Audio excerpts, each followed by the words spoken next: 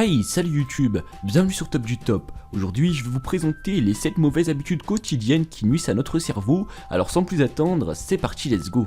Avant de commencer la vidéo, comme d'habitude on est toujours de plus en plus nombreux, on approche à grands pas du palais des 10 000 abonnés, et pour contribuer à l'évolution de la chaîne je compte sur vous. L'objectif lancé sur cette vidéo c'est les 100 likes en moins de 24 heures, montrez-moi que vous êtes là, montrez-moi que vous en êtes capable, alors c'est parti, objectif lancé.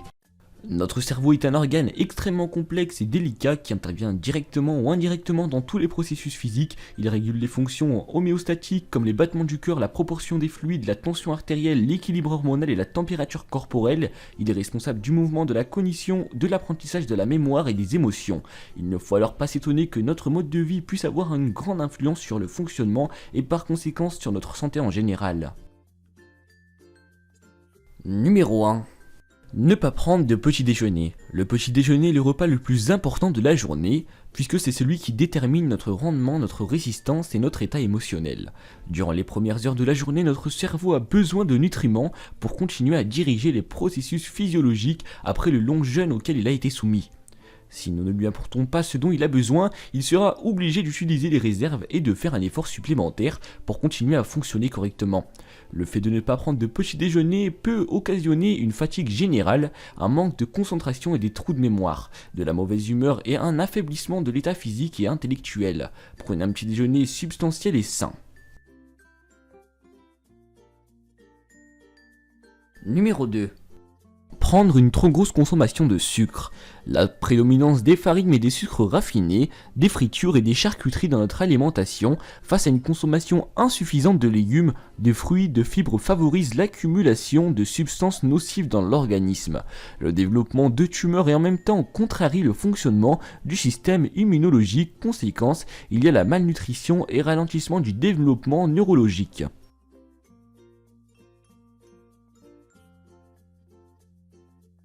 Numéro 3. Dormir peu. Vous devez dormir 8 heures par jour pour que votre cerveau puisse se reposer, pour laisser les transformations métaboliques s'effectuer de façon appropriée afin de produire l'énergie nécessaire et pour permettre le renouvellement cellulaire. Un manque de sommeil anticipe la mort des cellules cérébrales à court terme et en conséquence, vous vous sentirez toute la journée fatigué et de mauvaise humeur. Numéro 4. Trop manger. Consommer des aliments dont notre corps n'a pas besoin donne lieu à une accumulation de substances excédentaires sous forme de graisse et contribue au durcissement progressif des artères cérébrales qui ne peuvent plus remplir leurs fonctions correctement. Alors si j'ai un conseil à vous donner, faites attention de ne pas trop manger. Numéro 5. Épuiser son cerveau alors qu'on est malade. Travailler ou étudier longuement lorsqu'on est malade est nocif car le corps est occupé à déployer toute son énergie pour guérir.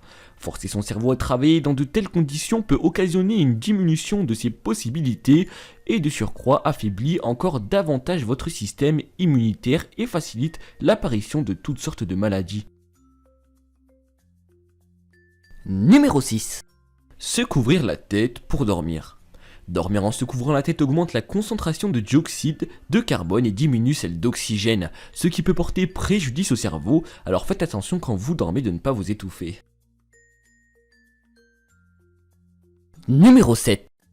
Les réactions violentes ou le stress prématuré. Le stress provoque de multiples réactions de notre système nerveux, certaines d'entre elles entraînant une diminution de nos capacités mentales et fait augmenter de risques d'accidents vasculaires, cérébraux et d'infarctus.